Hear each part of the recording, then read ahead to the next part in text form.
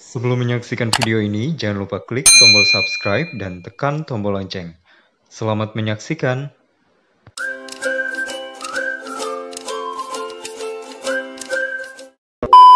Hai, Assalamualaikum warahmatullahi wabarakatuh. Welcome back to my channel. Apa kabarnya teman-teman semua? Semoga semuanya selalu dalam keadaan sehat walafiat. Saya pun turut mengingatkan kepada teman-teman untuk senantiasa mengikuti protokol kesehatan. Jangan lupa selalu gunakan masker saat bepergian keluar rumah. Jangan lupa untuk mencuci tangan dengan menggunakan air yang mengalir dan juga menjaga jarak. Pada kesempatan kali ini saya akan berbagi kepada teman-teman tips pengalaman saya pribadi saat mengikuti tes CPNS di tahun 2018 lalu. Sebelumnya saya mohon maaf kepada teman-teman karena baru sempat untuk membuat video pada kesempatan kali ini. Karena ada beberapa dari teman-teman yang bertanya-tanya, kapan nih Hairul buat video lagi? Jadi karena memang beberapa minggu ini ada banyak hal yang harus saya kerjakan sehingga saya belum bisa atau belum sempat untuk membuat video lagi. Saya juga ingin mengucapkan terima kasih kepada teman-teman yang udah setia menyaksikan video-video saya. Terima kasih untuk like, komen, dan share-nya. Dan terima kasih juga untuk subscribe-nya. Dan bagi teman-teman yang belum subscribe, segera tekan tombol subscribe-nya. Semoga channel ini bisa semakin berkembang. Oke, kali ini saya akan bercerita mengenai pengalaman saya mengikuti tes CPNS di tahun 2018. Seharusnya sih saya membuat video ini di awal kemarin ya, sebelum pembukaan rekrutmen di tahun 2019. Ya, tapi waktu itu belum terpikir sih untuk membuat video-video seperti ini. Dan ternyata ketika saya membuat video di awal kemarin, responnya cukup bagus dari teman-teman semua, sehingga saya semakin semangat untuk menceritakan pengalaman saya dalam mengikuti tes CPNS di tahun 2018 lalu. Walaupun saya membuatnya baru sekarang, tapi insya Allah ini tetap bermanfaat baik bagi teman-teman yang akan mengikuti seleksi kompetensi bidang beberapa hari lagi maupun teman-teman yang akan mengikuti tes CPNS di tahun-tahun berikutnya. Baik, saya mulai dari yang pertama, yakni persiapan sebelum tes. Tentunya teman-teman harus tetap mempersiapkan segala sesuatunya dengan baik, mulai dari belajar materi-materi SKD, mencoba latihan-latihan soal, dan mendengarkan tips atau cerita-cerita pengalaman dari mereka-mereka yang pernah lulus tes CPNS, seperti yang teman-teman lakukan pada saat ini. Pastinya ada beberapa hal yang bisa teman-teman ambil dari cerita-cerita tersebut. Selain belajar, tentunya ada hal yang tak kalah pentingnya. Apa itu? Yaitu bagaimana teman-teman mendekatkan diri pada yang memiliki setiap takdir. Ini adalah hal yang sebenarnya tak banyak saya ceritakan kepada orang lain maupun teman-teman saya. Mengapa? Karena saya khawatir dianggap sok-sokan lah ya, soalim dan sebagainya. Namun, ya beginilah kebenarannya. Itu yang terjadi pada saya. Tapi kembali lagi ya, cerita setiap orang pasti berbeda-beda. Dan di sini seperti yang saya sampaikan di awal tadi, bahwa ini adalah cerita pengalaman saya pribadi. Lalu, ibadah seperti apa sih yang saya lakukan? Ini khusus bagi yang muslim ya, bagi yang non-muslim mungkin bisa menyesuaikan dengan ajaran agamanya masing-masing. Tips dari saya, selain teman-teman melaksanakan sholat wajib, teman-teman bisa memperbanyak sholat-sholat sunnah seperti sholat tahajud dan juga sholat duha. Selain itu, teman-teman juga bisa memperbanyak untuk membaca Al-Quran, kemudian memperbanyak bersedekah, dan juga membaca sholawat. Dan satu hal yang bisa menjadi tambahan bagi teman-teman semua adalah dengan memperbanyak istighfar. Kenapa memperbanyak istighfar? Jadi sebenarnya tanpa sengaja, beberapa waktu sebelum saya mengikuti tes CPNS di tahun 2018 lalu, saya menyaksikan video dari Ustadz Syafiq Basalamah. Pada saat itu ia membahas tentang amalan yang bisa dilakukan seseorang saat ingin memperoleh pekerjaan. Namun banyak pesaingnya. Saat itu kalau saya tidak salah ingat dicontohkan ada 500 pendaftar dan kemudian yang diterima hanya 5. Nah bagaimana nih agar kita bisa menjadi bagian dari 5 orang terpilih ini? Nah di situ disarankan untuk kita memperbanyak istighfar. Karena bisa jadi yang menjadi salah satu penghambat rezeki kita adalah banyaknya dosa-dosa kita. Maka beristighfar adalah salah satu jalan yang bisa dilakukan untuk mengurangi dosa-dosa tersebut. Kemudian tips berikutnya, saat hari tes, usahakan untuk teman-teman datang lebih awal ke lokasi tes. Boleh 1 jam sebelumnya lah ya. Kenapa harus datang lebih awal? Karena secara psikologi kita akan merasa lebih siap untuk mengikuti tes dan kita menjadi tidak terburu-buru. Jika terburu-buru, kita akan kehilangan fokus dan ini nanti akan berdampak terhadap nilai tes kita. Jadi di tahun 2018 lalu karena saya dapat jadwal SKD-nya itu di sesi pertama dan di hari pertama pula, maka saya datang lebih awal. Padahal pada saat itu sedang gerimis, tapi saya usahakan untuk tetap datang lebih awal. Dan tak lupa sepanjang perjalanan saya selalu membaca sholawat dan juga beristighfar. Bahkan nih di saat di dalam ruangan tes dan pada saat itu sedang ada sambutan-sambutan, saya tetap aja tuh dalam hati membaca sholawat dan juga istighfar tersebut. Kemudian saat waktu pengerjaan soal dimulai, tentunya saya tak lupa untuk berdoa dan memohon untuk dimudahkan oleh Allah, serta memohon untuk diberikan petunjuk untuk memilih jawaban yang terbaik. Karena di tahun 2018 lalu, banyak sekali teman-teman saya mengikuti tes CPNS namun tidak lolos passing grade, utamanya untuk tes karakteristik pribadi, yang mana pada saat itu passing grade-nya adalah 143. Dan ini memang menjadi polemik pada saat itu ya, karena dianggap passing grade untuk tes karakteristik pribadi ini sendiri terlalu tinggi, sehingga mengakibatkan pada saat itu secara nasional pun tidak lebih dari 10% yang lolos CPNS karena gugur di tes karakteristik pribadi ini. Bahkan pada saat itu ada sebuah istilah, ini istilah yang lucu sih menurut saya, karena pada saat itu dikatakan bahwa untuk tes karakteristik pribadi itu sendiri hanya si pembuat soal dan Tuhan yang tahu jawabannya. Nah, karena saya tidak mungkin meminta petunjuk dari si pembuat soal ini, maka saya lebih memilih untuk memohon petunjuk dari Tuhan saja. Jadi tiap kali saya ingin memilih jawaban, setelah membaca soal, kemudian ada opsi jawaban, saya selalu mengucapkan bismillah sebelum memilih. Kemudian untuk SKD sendiri, trik yang saya lakukan adalah mula-mula saya mengerjakan soal TKP terlebih dahulu. Jadi urutannya TKP, kemudian kembali ke TWK, kemudian lanjut TIU. Jadi saya lebih memilih untuk mengerjakan soal TKP terlebih dahulu, yang mana pada saat itu menjadi momok soal CPNS di tahun 2018. Mengapa di awal? Karena saya merasa saat awal pikiran kita pastinya masih fresh. Kita belum terkontaminasi oleh hitungan-hitungan di TIU dan sebagainya, sehingga kita akan lebih bisa untuk berpikir.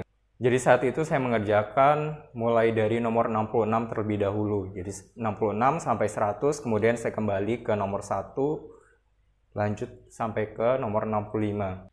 Dan karena soal TKP ini soalnya panjang-panjang dan butuh waktu yang cukup lama untuk membacanya, terlebih untuk memahaminya, maka trik yang saya lakukan adalah saya harus membaca soal tersebut secepat mungkin, dan kemudian saat dihadapkan pada opsi jawaban, saya harus langsung memilih, entah itu benar atau salah, itu belakangan. Yang penting sekali baca langsung jawab.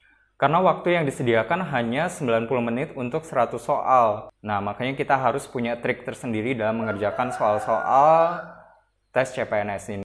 Jadi usahakan baca soalnya, kemudian langsung pilih saja opsi jawabannya, entah itu benar atau salah, itu urusan belakang. Karena nanti jika kita masih memiliki waktu, kita masih bisa mengoreksi jawaban kita. Dan kalaupun waktunya memang mepet, setidaknya kita sudah menjawab seluruh soal. Jadi tidak ada yang tidak terjawab. Karena toh tidak ada nilai minus untuk jawaban yang salah. Maka usahakan teman-teman untuk menjawab seluruh soal. Selesai dari TKP, selanjutnya saya mengerjakan soal TWK dan juga TIU. Nah, untuk triknya di sini adalah teman-teman jangan terlalu fokus pada soal-soal yang membingungkan. Karena it takes time. Kita akan menjadi berlama-lama untuk mengerjakan soal tersebut. Trik dari saya, dijawab saja, kemudian lanjut ke soal berikutnya. Siapa tahu soal berikutnya akan lebih mudah. Setelah mengerjakan seluruh soal dan alhamdulillah pada saat itu waktu pun masih tersisa cukup banyak, sekitar 10 menit.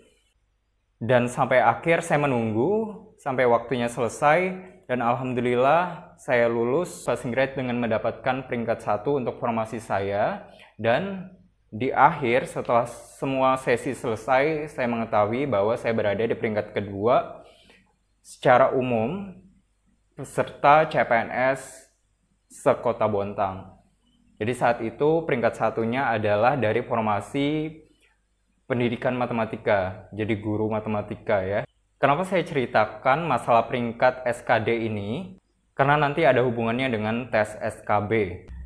Dan setelah saya mengetahui hasil tes tadi, saya tentunya tak henti-hentinya bersyukur. Yang tadinya sepanjang perjalanan ke lokasi tes itu saya mengucapkan istighfar. Sekarang saat kembali ke rumah saya selalu mengucapkan Alhamdulillah, Alhamdulillah. Karena sangat-sangat bersyukur. Di saat teman-teman saya banyak yang belum bisa lolos, belum diberi rezeki untuk bisa lolos, saya alhamdulillah diberi rezeki oleh Allah dan dimudahkan untuk bisa lanjut ke seleksi tahap berikutnya. Kemudian bagaimana dengan tes SKB?